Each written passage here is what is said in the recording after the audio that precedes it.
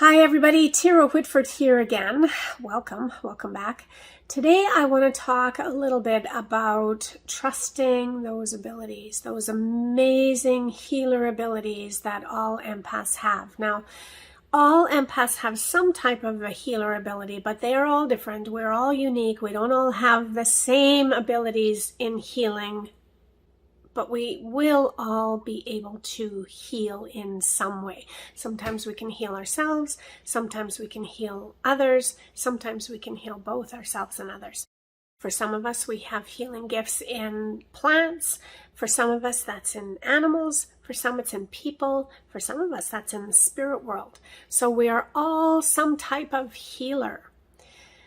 I want to talk a little bit about a story because the question that came up is, how can I trust my abilities?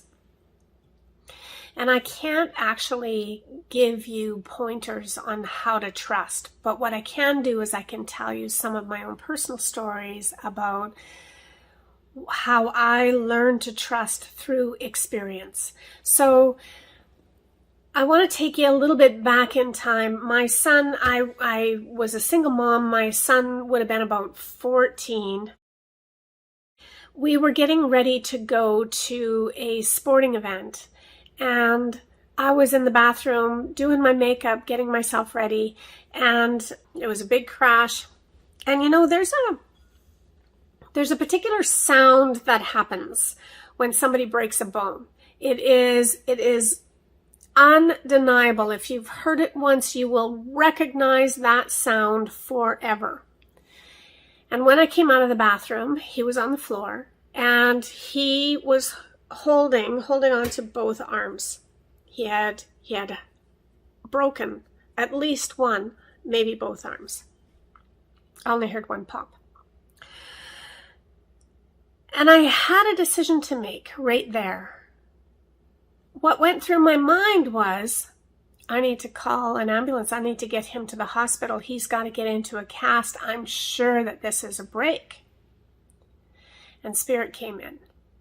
And they're wonderful with me. And I think they probably do this with most people. But they come in with questions with me. And they asked, what is it that you do? And I said, well, I help people to heal. Why is it that you can't heal your son? Well, because, like, what if I get it wrong? Well, if you get it wrong, aren't those doctors still there? Okay, Spirit, here I go. So my hands were already heating up.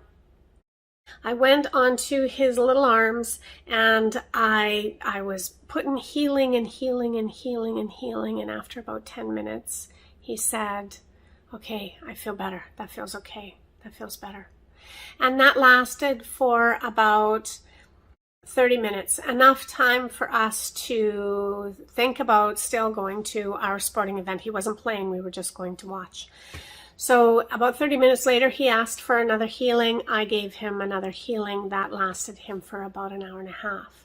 We went to the sporting event. During the sporting event, he asked for another healing. I gave him another healing. That lasted for about 3 hours. Every time he came back and I did a healing, it lasted for longer. I was on the phone to some of my healing buddies, my people that actually did this for much longer than I had been doing this. And I said, look, this is what's happened. I think I'm getting this message from Spirit. I got a lot of fear messages coming back to me saying something to the effect of, oh, you know what? He could get bone infection. You need to take him to the doctor. These were healers. And I really thought about that, and I tested. And I spent, like, it was it's your baby, right? So I spent so much time worrying that I wasn't doing the right thing. But Spirit consistently came in and showed me what to do. And so did Matt. My boy would come to me. He would say, okay, you know what, Mom, I want some more. I would give him some more and he would be okay. Now, he was being very careful how he was using his hands, but he was still using his hands very gently. This went on. This was a Friday when this happened. By Monday, he wasn't better. I wrote a letter to the school and I said, could you please excuse him from gym? Thinking that I explained that he'd hurt his arms, that he needed to be excused from gym. He came home that night in excruciating pain after school that afternoon. And what they had done is they had excluded him from gym, but they had gotten him to put push pins up onto cork boards. He was putting up notices, and that was just so hard and bad on the arms. So we did the healing again. And the next day I kept him home. It took 6 days. 6 days. And on that 7th day, he didn't ask for healing. He had full mobility of both of his hands, both of his arms. He went to school, he did gym, he did everything, and there was no problem. There was no question. And I remember feeling so torn as to what happens if he gets a bone infection. What happens if this doesn't work? What happens if I'm doing the wrong thing?